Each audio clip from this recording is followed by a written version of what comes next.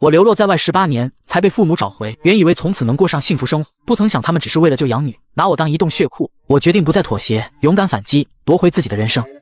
罗医生，你还愣着干什么？赶紧抽血，娇娇发病了，正等着血液做治疗呢。云夫人，二小姐失血过多，还没苏醒，如果继续抽血，会导致失血性休克。就400cc 而已，这乡下丫头身体好，没事，你尽管抽。可婉婉小姐3天前已经抽了400cc，今天又受伤失血，如果再抽的话，很可能会有生命危险。听到这话后，云母不仅没有动容，反倒怒斥医生：“让你抽就抽，哪这么多废话？”在云母的眼里，抽婉婉的血最多只是让她身体虚弱，可如果不立刻给云娇换血，她会十分痛苦。呵呵，我从出生就和云娇报错，3年前才被接回云家。我一直以为真心付出就能得到家人的认可，可至始至终，我都是云娇的移动血库。云母见医生不敢抽血，自己拿出了针头，正打算亲自动手，婉婉瞬间跳了起来。妈，你动作真熟练，应该不是第一次干这事了吧？婉婉，妈知道你是心善的好孩子，肯定不忍心看娇娇发病受苦，对不对？呵呵，我不是3天前才给她输过血吗？今天又受伤失血，如果再往我身上抽血的话，轻则休克，重则死亡。云母完全没将这话当回事，表面还是露出慈爱的笑容。婉婉，妈也知道委屈你了，可娇娇她怎么了？难道我现在不输血，她就会立马嘎了吗？婉婉，别使性子，赶紧给娇娇输血，不然她会很难受的。她只是难受，可我可能会死。你在抽我的血之前，有没有问过医院是否有熊猫血？如果没有的话，那能否从别的医院调血过来？还是说你就想抽我身上的血？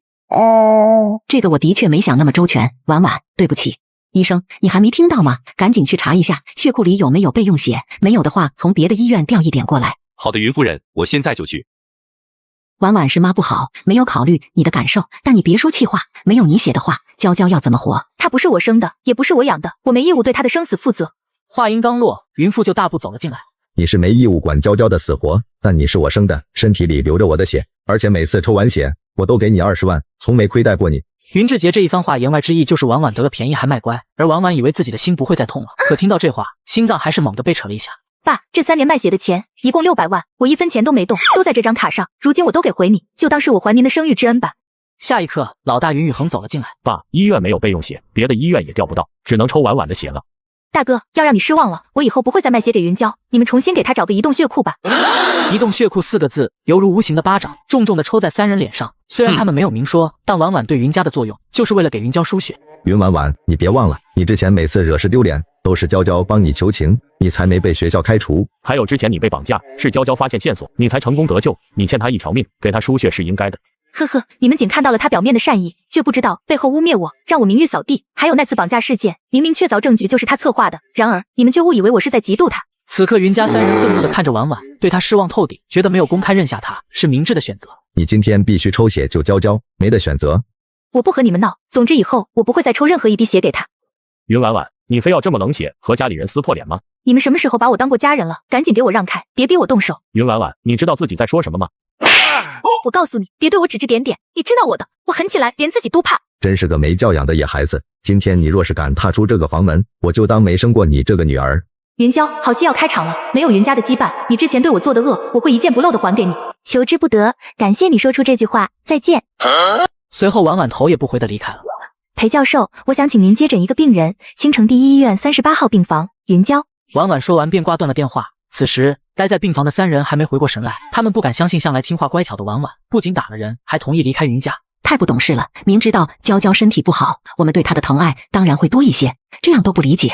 先别说这些了，联系老2、老3、老4他们，想办法搞到熊猫血，救娇娇要紧。一旁的云娇听到婉婉与云家决裂后，心中窃喜。其实她的病早在1年前痊愈，但她买通医生陪她演了一场戏，一方面为了折磨婉婉，另一方面让云家更加偏爱她。几个没脑子的乡巴佬，还想抢我云家大小姐的位置，门都没有。随后云娇装作痛苦难忍的样子坐了起来。爸妈哥哥，你们别担心，娇娇没事，我可以挺住。娇娇，你别急，我这就去将她抓来给你输血。老爷，二小姐回来了，在房间收拾东西，她好像要走。你给我拦住她，在我回来之前，她哪都不能去。老头子，是谁打来电话？发生什么事了？刚刚是家里的管家打来电话，说是那丫头在收拾东西，要离家出走。真是反了天了，娇娇的病都还没好，不抽干她最后一滴血，休想离开我们云家。二小姐，先生说他没回来之前，你不能离开。婉婉听到后瞬间暴怒，平时就和云娇一个鼻孔出气，时不时使绊子，还看不起她。你还知道我是二小姐，那你凭什么敢拦我？二小姐，是老爷让我把你留下来的，你别为难我呀。呵呵，那你以前为难我的时候呢？这特么的今天是怎么了？以前他都是任人拿捏，今天是吃错药了吗？好，我今天就等他们回来。婉婉没走，不是因为被吓住，也不是对云家还有留恋，而是她的户口还在云家。云婉婉，你怎么可以动手打人？怎么，我连一个欺负我的下人都不能收拾了吗？当然可以，我你都敢打，你还会怕吗？要不是为了让你心甘情愿的献血，老子我早就不惯着你了。走吧，去户籍科。婉婉，你闹脾气也要有个限度。我们之所以对娇娇更好一些，是因为她身体不好，今天没有去救你，也是知道你身手好，不会出事。原来今天云娇有一场钢琴演奏，因此云家的所有人都去观看了。然而意外发生了，礼堂后方的灯突然掉落，坐在前排的云家六口第一时间冲到了没有危险的表演台上保护云娇，而坐在后排的婉婉刚好处在危险地带，却没一个人想到她。云先生，你但凡说一句当时完全忘了我还能看得起你，可你却只想用既定的事实来掩饰你的偏心，恶不恶心啊？云父被骂得脸色涨红，走上前就想一棍子朝着头上敲，反应迅速的婉婉一手抓住他的手腕，用力往下一折，咔的一声脆响，手腕脱臼，整只手无力的下垂。我告诉你，若不是咱们有着血缘关系，你这只手已经废了。云婉婉，你疯了啊！你打我也就算了，今天你连老爸都敢打，那明天你就敢打粉丝？是我疯了，所以你们别招惹我，我的粉丝我会宠，这个不用你们操心。说吧，你要怎样才会给娇娇输血？100万一次够不够？你们是当云娇的舔狗太久了，听不懂我说的话了吗？回家3年了，你怎么还没改掉乡下的坏毛病？你就不能学娇娇吗？当一个合格的名媛千金，你现在满口脏话，像什么样子？我的快乐从现在起我做主，我不需要你们指指点点。要是你们再说让我不想听的话，我不介意让你们都给闭嘴。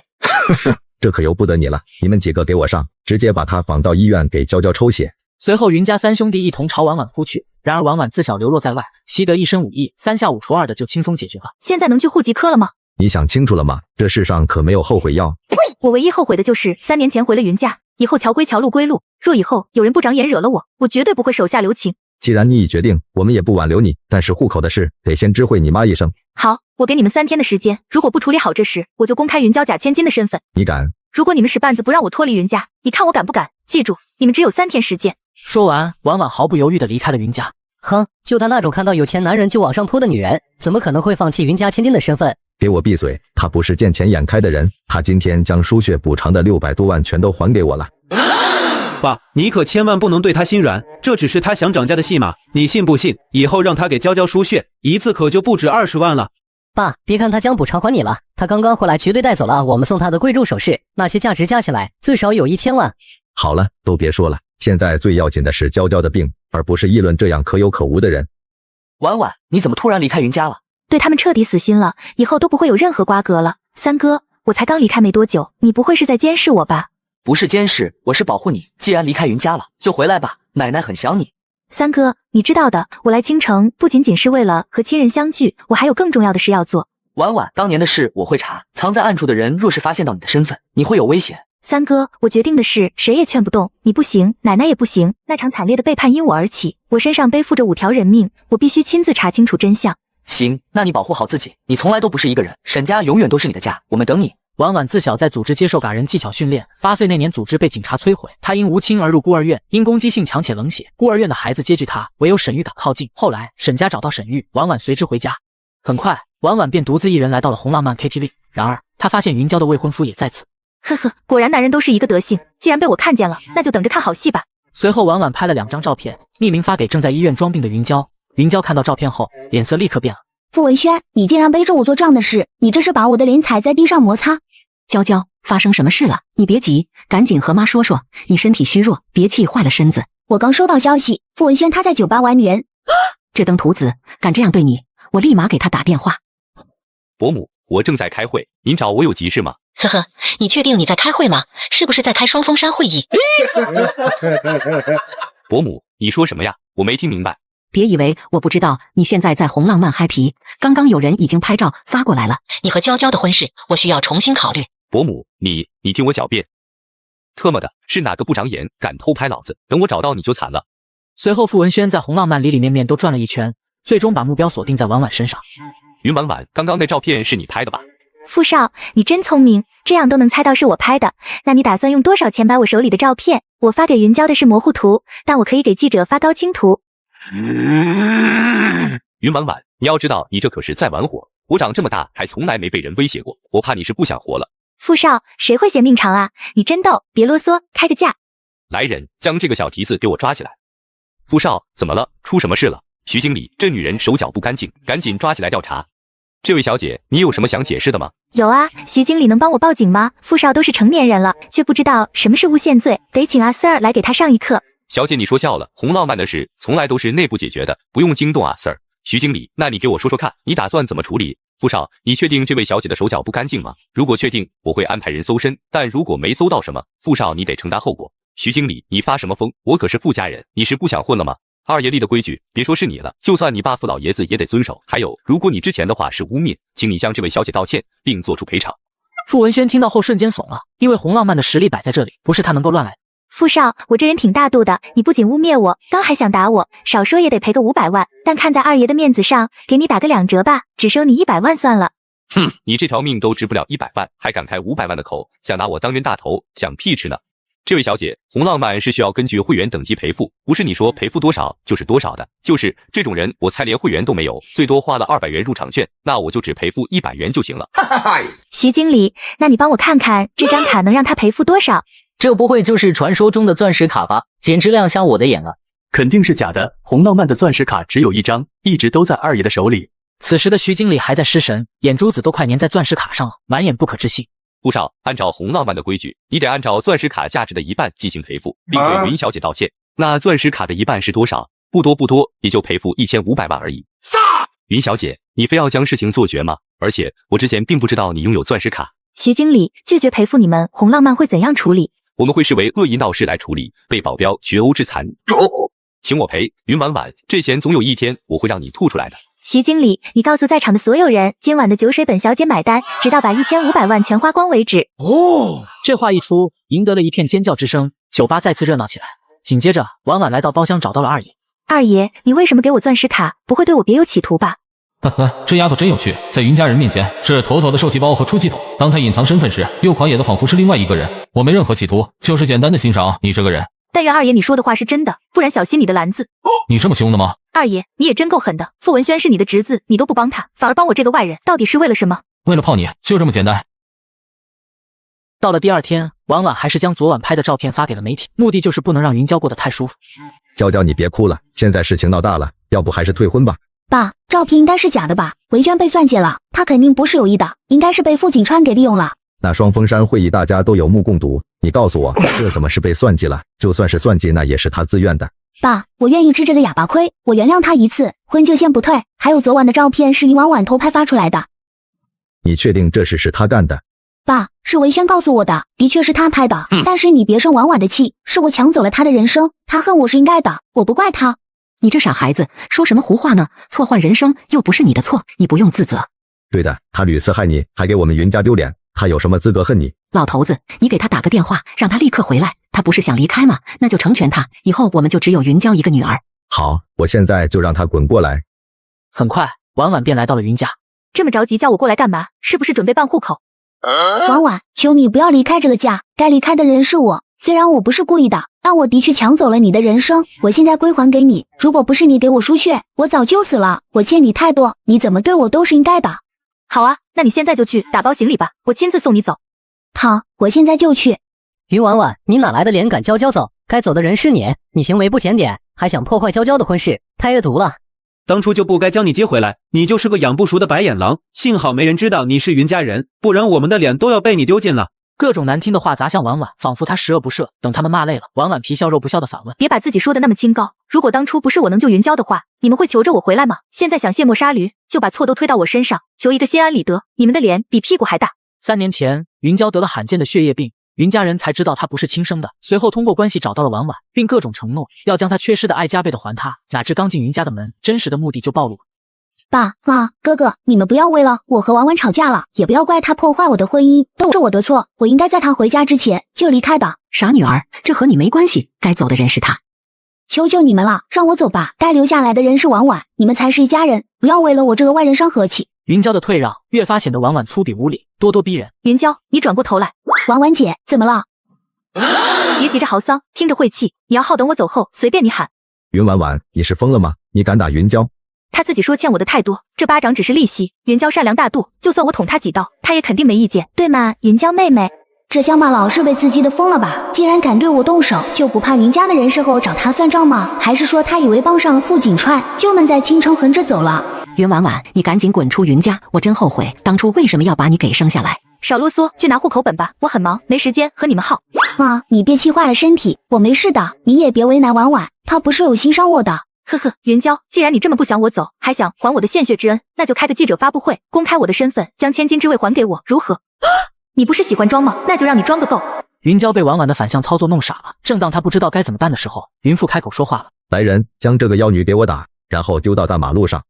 离家出走过的人都知道，一旦动了这个念头，那是必走无疑了。云老狗，既然你不尊重我，那就别怪我不客气。你若敢让人动我一下，我会让所有人都知道我才是真千金。云娇听到后心慌不已，瞬间吓得满头大汗，因为她内心是很怕失去千金之位。云娇妹妹，你紧张什么？难不成你说要离开云家，将一切都还给我，只是嘴上说说而已？你喊什么喊？该走的人是你，不是娇娇。现在就去户籍科。我很乐意离开云家，但你们抽了我3年的血，想1分钱不花就让我滚蛋，门都没有。你看，被我说中了吧？他故意不给娇娇输血，就是为了要钱。之前还故意将钱还给爸，装什么大尾巴狼，真恶心。你们想当铁公鸡，我没意见，但很快所有人都会知道你们是怎么诱骗亲生女儿给养女献血的。哼，你这是在玩火，我劝你别太过分。玩火算什么？你们都在玩我的命。都说虎毒不食子，可你们不仅食了，还连骨头都想啃。少废话，你要多少钱才肯滚出云家？云娇的命这么金贵，我自然不能要得太少，不然我怕和她的身价不符，就按1年1个亿算吧。乡巴佬，你是疯了吗？你知道3个亿是多少吗？100万重30斤，3个亿就是9000斤，砸都能把你给砸死。既然没得谈，那这钱我也不要了，那就让云娇还我血吧，少1滴都不行。乡巴佬，娇娇能和你一样吗？她还生着病，血多金贵啊！呵呵，一口一个乡巴佬，天底下怎么会有你们这样的父母？反正你们不给钱又不还血，那我只能公开你们丑陋的一面了。天王老子来了，都没得谈。下一刻，婉婉拿出手机，正准备给各大媒体爆料。3亿就3亿，你快把电话挂掉，从此以后云家和你再也没有关系，就算你去要饭，也别要到我们家。成交，现在就立刻去户籍科，多耽误1秒，我都觉得对你们的钱不尊重。很快，婉婉和云家便分割了户口，从此再无任何关联。到了第2天，云娇找到了傅文轩。娇娇，对不起，我向你保证，以后对你一心一意，绝不看别的女人一眼。只要你愿意原谅我，我就给你傅氏1%的股份。文轩，我们已经没可能了，只要你帮我拿下傅景川，我给你5%的云氏股份。娇娇，你知道自己在说什么吗？我给你次机会，再重新组织下语言。我当然知道，合作共赢，不好吗？你别白费心思了，傅景川他不喜欢女人，以前不知道有多少人给他送海鲜，结果他让人盯着送海鲜的人吃1整天，后再也没人敢动这个心思。我不相信傅景川不喜欢女人，不然他不会帮云婉婉出头，他应该是觉得那些海鲜不够味，如果换成我这样的，他绝对会上头。云娇，如果我没有开那场双红山会议，你也会因为傅景川和我解除婚约是吗？文轩，你闹出那么大的丑闻，我们是不可能结婚的，好聚好散，京城合作各取所需，这样不好吗？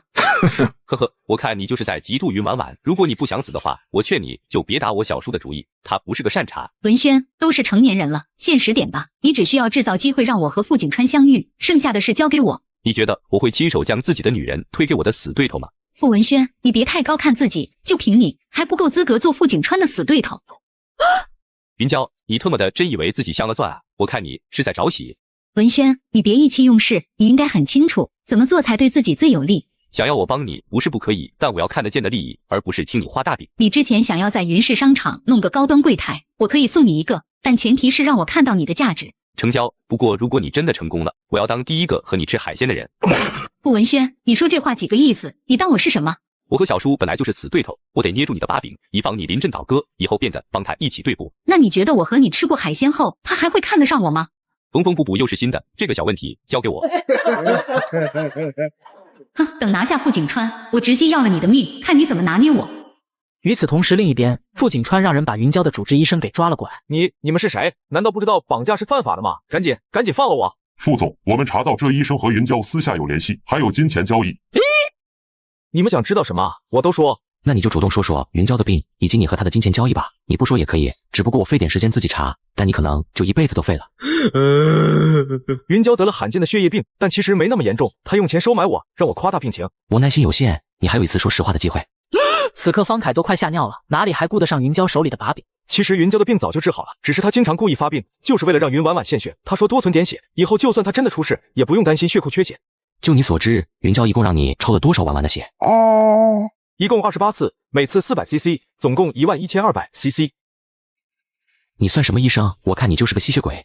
是我鬼迷心窍，是我没有医德，是我见钱眼开，求你饶了我这次，我愿意揭发自己和云娇。你手里应该有云娇的真实检查报告吧？快拿出来。有的，我留了一份证据，我就是怕他以后反水，都在这里面。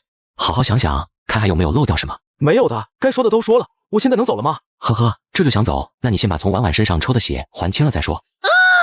1个月献一次血，将你的血拿去医院充血库，还完为止。我会让人盯着，如果不照做，我就让你儿子负债自偿。方凯的脸色本就惨白如纸，听到这话后，差点晕了过去。我会听话的，求你别动我儿子。滚吧，以后见到婉婉，给我绕道走。副总，您默默为婉婉小姐做了那么多，为什么不直接告诉她？如果主动告诉她，我就变成了妖公，便失去了我帮她的初衷。太深奥了，我听不明白。那云娇怎么处理她？她既然这么喜欢血，那就给她血的教训吧。经常喝茶的人都知道，一杯接着一杯喝才够爽快。紧接上集，傅景川从医生手里拿到云娇的真实病历，转手就以匿名的方式发给了婉婉。没想到云娇的病1年前就治好了，我真蠢，一心都扑在缓和家庭关系上，却没关注云娇的病情，白给她输了1年的血。云娇，你的好日子到头了。云夫人，你们是在逗我玩吗？云娇她压根没病。裴教授，你胡说啥？我女儿有没有生病？难道我会不知道吗？云夫人，你是在质疑我的专业吗？如果不信的话，可以找方医生过来对质。老大，你去把方医生叫过来，我还就不信了。好，我现在就去。很快，方医生便过来了。方医生，我也不拐弯抹角了，就算你的医术不如我，但云小姐有没有得血液病，你总能检查得出来吧？这个确实能看出来，就是有些话可能不方便说。方医生，快点说，不然我让你明天就脱掉这身白大褂。云夫人，其实云娇早在1年前就治好了血液病。方医生，你知不知道自己在说什么？我说的都是实话，我有证据，你们自己看吧。很快，方医生拿出了1年前云娇已经康复的检查报告，还有他威胁医生伪造病历的录音。云小姐可真够恶毒的，明明病好了，还每次都装重病，让人给她输血。世上怎么会有这样的人？裴教授，你是云婉婉找来拆穿娇娇的吧？是又怎样？不是又怎样？裴教授，你最好先掂量一下，你惹不惹得起云家？哼，我只是倾城的过客，我还真不怕你们云家。你们自己玩吧，现在给我滚出我的办公室。妈，我们走。一个小教授有什么了不起的？云夫人，对不起，我也不想这么做的，但云小姐有我和小护士吃海鲜的把柄，我只能妥协。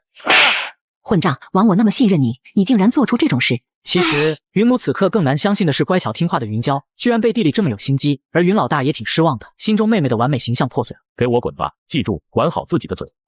老大，在没弄清楚娇娇为什么装病之前，不能让她受到一点伤害，你赶紧联系下云婉婉，给她好处，让她放过娇娇。好，我现在就给她打电话。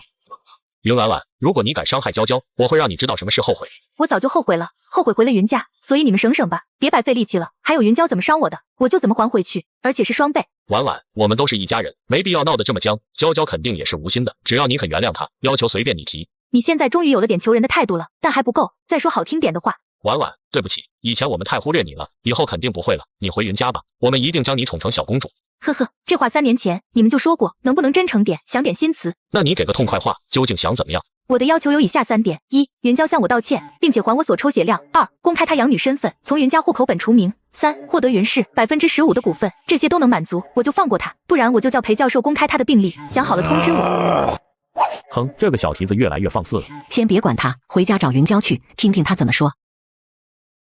云娇，说吧，究竟是怎么一回事？妈，对不起，我不该骗你们，我还生着病，但我真的太害怕了。你怕什么？怕您找回亲生女儿后会不要我，所以我装病装柔弱，就是想您多爱我一点，不要把我当外人。说完，云娇泪流满面，哭得像个大花猫。娇娇，你太自私了，不仅让家人替你的病着急，还害得婉婉白输了那么多的血，将我们所有人都变成了坏人。妈，我知道错了，您肯定对我很失望吧？但我真的没有刻意害婉婉，出于愧疚，我还存了不少钱，打算找机会给她，并且抽出来的血我没有动，全帮她存起来了。熊猫血稀有，提前存一点也没坏处。娇娇，你还是不够老实，方医生说的和你说的可不一样。妈，我让您失望了，我会离开云家，将本该属于婉婉的一切都还给她。你以后有需要我的地方，我一定不会推辞，该我尽的孝道也一分都不会少。妈，虽然娇娇做错了，但她也是因为没有安全感。难道我们真要眼睁睁地看着云婉婉毁了娇娇吗？老大，我现在的脑子很乱，只要想起婉婉就觉得很愧疚。娇娇装病的确不对，但到底也没伤害她什么，身体养养就能好。可云婉婉做的就过分了，先是抢了娇娇的资源，后又想毁了娇娇，让我们家沦为笑柄。好像你说的也对，而且婉婉提的要求也太过分了，15%的股份，她是怎么有胆子说出口的？我之前就说过，他不是不要钱，是想要的更多。离开的时候要3亿，现在就要股份，下次就是整个云氏了。原本对婉婉有点愧疚的云母，顿时对婉婉只有怨。这亲生女儿，我看就是个讨债鬼。你马上给她打电话，就说她提的要求都答应，约她1个小时后医院门口见。妈，确定要这么做吗？那可是15%的股份。确定以及肯定，先给她，以后再找机会拿回来。婉婉，你就不能放过娇娇这一次吗？不行，快点跪下道歉，并且抽血，然后公开她养女的身份，最后给我股份，大家都完事。云婉婉，你别忘了，之前我们用3亿买了你的血，你没资格再找娇娇要。我给你们3秒钟考虑，要么照做，要么公开。随后云家人还是拼命的和婉婉争论，最终他们拗不过婉婉，云娇只能跪下向婉婉道歉，并抽取400cc 的血。最后云家也公开了云娇是养女的身份。云婉婉，这下你满意了吗？什么我满不满意？这是你欠我的，还有我的股份转让书呢，快拿过来。给你，记得遵守约定，不然要你好看。婉婉接到股权书看了看，发现没任何问题，便给裴教授打去电话，让他暂时先不公开云娇的病历。不错，1个月后我再来抽血，再见。婉婉离开后，云家的人立刻安慰起云娇。娇娇，虽然公开了你的身份，但你依旧是妈妈的宝贝女儿。是啊，娇娇，大哥我已经将名下的2套别墅转到了你的名下。妹妹，我手里的云氏股份也没什么用，二哥我有自己的公司，等回去我就转让给你。听着云家人的讨好和关心，云娇心底的不快消失，甚至有些得意。哼，云婉婉，你肯定想不到，你拿走的越多，我得到的也就越多。有钱的人都知道，有钱真的可以为所欲为。断了和云家的所有合作，损失都由我来承担。你这是要毁了云家吗？云家虽然是青城的3大豪门之一，但如果傅家和叶家一起断了和云家的所有合作，很快就会被踢出豪门圈。伤害婉婉的人，我一个都不会放过，但又不能做得太明显，他不喜欢别人插手。那你还插手，这不是妥妥的打脸吗？我不想他太累，在他出手的时候，我会悄悄推波助澜。看来你是真的陷进去了，可你一直就这么背后付出，是不能抱得美人归的。为了他，值得。景川，我得提醒你，给叶氏的违约补偿可不是一笔小数目，而且毁掉云家也需要付出很大的代价。我什么都缺，唯独不缺钱。将你们和云氏的合作清单给我，我不会少你们一份。既然你执意要吃上这肉夹馍，我配合你。第二天，叶氏立马发布消息取消和云氏的所有合作，并且愿意给云氏赔付违约金。看来不用猜都知道，这又是傅景川做的。这么一来，明天云氏股市开盘必定大跳水，那我就可以趁这时收购。与其毁掉云氏，倒不如收入囊中。想象是美好的，可婉婉现在身上只有几百个码内，之前拿到的3个亿又捐赠给了留守儿童。对了，傅氏的产业涉及医药，应该对药田感兴趣，看来只能将乡下的药田卖了。紧接着，婉婉就把傅景川约了出来。婉婉，你那么急找我出来，有什么事呢？我有块药田，种的都是珍稀草药，想卖给你。为什么要卖？缺钱吗？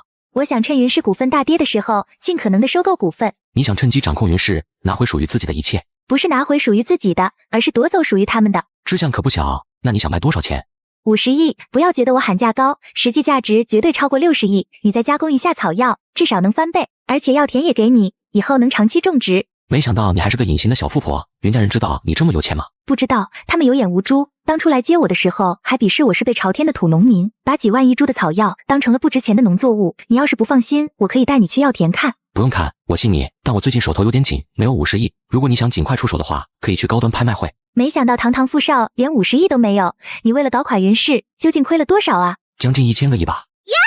你们有钱人的世界我不懂，但我想问你为什么？你觉得呢？我是商人，最是逐利，但有些人比例更重要。婉婉突然卡壳，一时间不知道该怎么回应，就岔开了话题。二爷，你刚刚说的高端拍卖会是怎么回事？那是我一个朋友开的拍卖行，你运气很不错，1月1次的高端拍卖会就在今晚8点，刚好可以把你药田加进去。OK， 只要你帮我，到时候成交了，我给你2成的成交价。我不要提成，你只需要答应我一个要求即可。你先说，只要不是海鲜肉夹馍什么的，几乎可以答应你。以后不准叫我二爷，也不准叫我副总，叫其他随你。好的，景川叔叔。哇麦 K， 哇麦 K。景川，你把文轩弄到哪里去了？赶紧将人送回来。爸，你应该问傅文轩对我做了什么才会消失，又或者说您不仅是知情者，还是参与者。景川，虽然我不知道你在说什么，但文轩毕竟是你的侄子，就算他犯了再大的错，你们也是一家人。一个买凶杀我的侄子，我可不稀罕。不可能，文轩向来胆小，干不出这种事。呵呵，他的确是没这个胆子，肯定有人给他支招。爸，你觉得会是谁？我应该将幕后的人如何处理？景川，你已经将2个哥哥送进监狱了，不能再毁了你姐姐。不毁他，就毁傅文轩。你们选一个，想好了给我答案，不然我就自己选了。傅景川说完就挂断了电话。景川叔叔，发生什么事了？怎么听起来怪怪的？都是一些荒唐的家事，不值得一提，去准备一下吧。晚上拍卖会见。好，那我打扮打扮，别丢了你的面子。到了晚上8点，婉婉来到了鼎盛拍卖行，而云家老大也来参加了这场拍卖会。云婉婉，你这是几个意思？什么几个意思？难道我来拍卖会还要你们云家批准不成？你给我装傻是吗？那我就问你，富氏荷叶氏断了和云氏的合作，是因为你吧？你很聪明，的确是我。云婉婉，你是不是有病？你好歹也算是云氏的大股东，怎么能做对云氏不利的事呢？因为我想弄垮云氏啊，就这么简单。你疯了是不是？为了报复我们，你将自己卖给老男人，还有没有一点廉耻之心？我装着一颗怎样的心，不劳你费心，还请你给我滚远点。说吧，这次又要多少钱才愿意帮云氏拿回合作？我要云家的全部资产，你给吗？别以为我不知道，你傍上了副总，你的私生活已经够乱了，别再招惹那么多的男人。副总不是好惹的，你会引火自焚。云家老大说这句话是加了2分真心的，因为他担心傅景川知道婉婉有其他男人之后会迁怒云家。婉婉，你让我们将娇娇赶出家门，我们已经照做了，别再和我们赌气。你对副总吹吹枕边风好不好？枕边风？你的意思我是那种女人吗？难道不是吗？你是什么德行，我还不清楚吗？在我面前装什么清纯？云总，你这样乱污蔑人，就不怕回家的时候突然被东西砸下来吗？这是我的家事，和你有什么关系？你是谁？我就是你口中被婉婉吹了枕边风的男人傅景川。副总，是我误会，我只是怕婉婉走入歧途，还会严厉的训斥他。据我所知，婉婉已经和云家断绝关系，你有什么资格训斥他？就算他走入歧途，也有我为他保驾护航，轮不到你来说3道4。副总，我们家和婉婉的确有些误会，解释清楚就没事，希望我们以后还有合作的机会。以后的事以后再说，你现在立马滚出我的视线。这傅景川真是个傻缺，怎么会看上我这乡巴老妹妹？真不知道图什么。很快拍卖会就开始了，第一件拍品是一对翡翠耳环，这翡翠耳环娇娇肯定很喜欢，我要拍下来送给她。各位嘉宾，此件耳环我就不过多余介绍了，懂的都懂，起拍价1个亿，我出1.5个亿，我直接加价5000万，应该没人敢和我竞争吧？我出2个亿，